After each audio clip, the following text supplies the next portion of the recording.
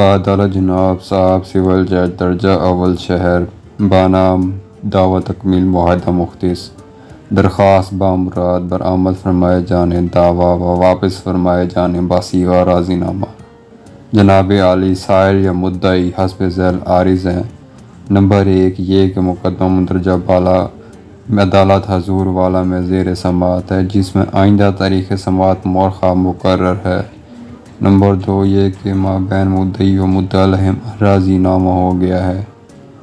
Number 3 یہ کہ مدعی مزید دعویٰ نہ چلانا چاہتا ہے۔ بیان حلفی با تائید و درخواست خلاف ہے۔